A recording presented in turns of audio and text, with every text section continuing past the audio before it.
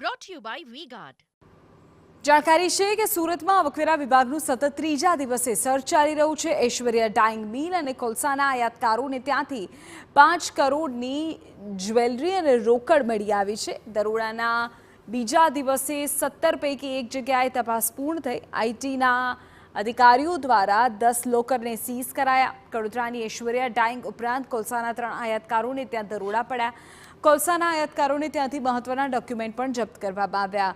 કોલસાના આયાતકારોએ જ ડાઇંગ મિલમાં માલ મોકલ્યો છે તેના પણ ડેટા મેળવાયા। ઐશ્વર્યા ડાઇંગમાંથી પણ મોટા પાયે બેનામી વ્યવહારો મળી આવ્યા।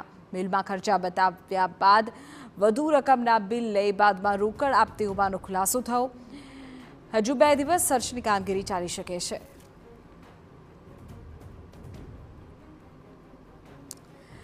તો સુરતથી એ જાણકારી મળી રહી છે કે ત્યાં સતત આજે ત્રીજા દિવસે પણ સર્ચની કામગીરી ચાલુ છે। આવકવેરા વિભાગ સક્રિય છે અને અલગ અલગ જે જગ્યાઓ છે ત્યાં અત્યારે વિગતો મળી રહી છે કે 5 કરોડની જ્વેલરી અને રોકડ મળી આવી છે। પરદેવ અમારા સંવાદદાતા બાબતે વધુ જાણકારી આપી રહ્યા છે। જી પરદેવ।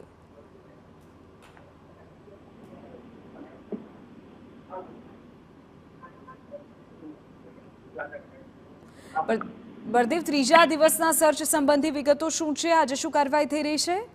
જે રીતે સુરતની અંદર ઇન્કમટેક્સ વિભાગ દ્વારા અલગ અલગ જે ટીમો બનાવી અને ઐશ્વર્યા જે મિલ છે કોલસાની જે આયાત કરતી જે મિલ છે તેની ઓફિસ અને બીજી કેટલીક જે ઓફિસો છે તેની અંદર ઇન્કમટેક્સ અધિકારીઓ દ્વારા જે સર્ચ કરવામાં આવી રહ્યું છે તે દરમિયાન આઈટી વિભાગના ત્રીજા દિવસના દરોડાની અંદર 17 થી વધુ જગ્યા જે તપાસ છે તે કરવામાં આવી રહી છે। 10 થી વધુ લોકરો જે છે સીઝ કરવામાં આવે છે।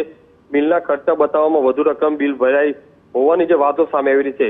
આવકવેરા વિભાગ ઇન્વેસ્ટિગેટિંગ વિંગે કડોદરાની ઐશ્વર્યા ડાઇંગ મિલ ઉપરાંત 3 આયકાતો જે છે દરોડા પાડ્યા હતા। 5 કરોડની જ્વેલરી અને રોકડ મળી આવ્યો હોવાની જે વાત જે સામે આવી રહી છે। ઉપરાંત 10 લોકરો પણ જે બીજા સીઝ કરવામાં આવ્યા છે। કુલ 17 જગ્યાએ જે છે તે તપાસ છે તે પૂર્ણ થઈ ગઈ છે। હજુ પણ 4 થી 5 જગ્યાએ જે આઈટી વિભાગની જે તપાસ છે તે શરૂ છે। જી આભાર બળદેવ, તમામ વિગતો બદલ। Brought to you by V-Guard.